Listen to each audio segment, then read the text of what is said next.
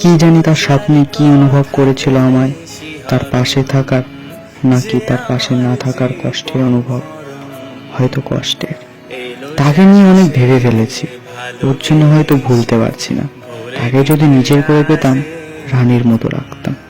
হয়তো কিছু সম্পর্ক শুরু হয় শেষ হওয়ার জন্য। কষ্টটা হলো তাকে না পাওয়ার জন্য না, তাকে ভুলতে না পারার জন্য। কে বলে অতীত ভোলা যায়? আমি প্রত্যেকটা মুহূর্ত তাকে মনে করি।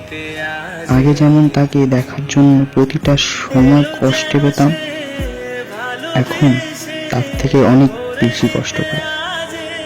ভগবান শ্রীকৃষ্ণ যেমন তার ভালোবাসা হারিয়ে কষ্ট পেয়েছিল, ঠিক তার মতনই কষ্ট পাচ্ছি আমি।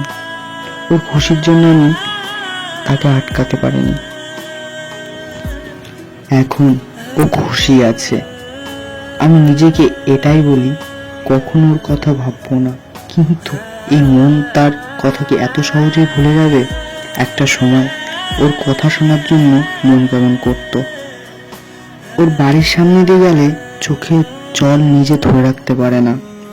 যখনই একা থাকতাম, তার কথা মনে পড়লে নিজেকে আটকে রাখতাম। সে হয়তো আমায় ভুলে গেছে, তার ভবিষ্যৎ নিয়ে খুব খুশি আছে, কিন্তু তার অতীত এখনো তাকে ভালোবাসে।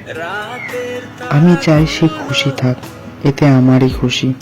সেও বুঝবে আমার ভালোবাসা, কিন্তু তখন অনেক দেরি হয়ে যাবে।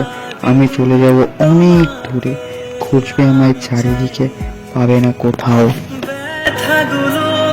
মাঝে মাঝে আমি ভাবি, কবে যে পাবো মুক্তি এই কষ্ট থেকে। প্রত্যেকটা মানুষের তার প্রাক্তনকে খুব ভালোবাসে, এতটাই ভালোবাসে যে তার ভালোবাসা দূরে চলে গিয়ে খুশি থাকলে সেও তার ভালোবাসাকে বন্দি করে রাখে। আর ভালোবাসা বড় অসহায়, এলো যেন সে ভালোবেসে।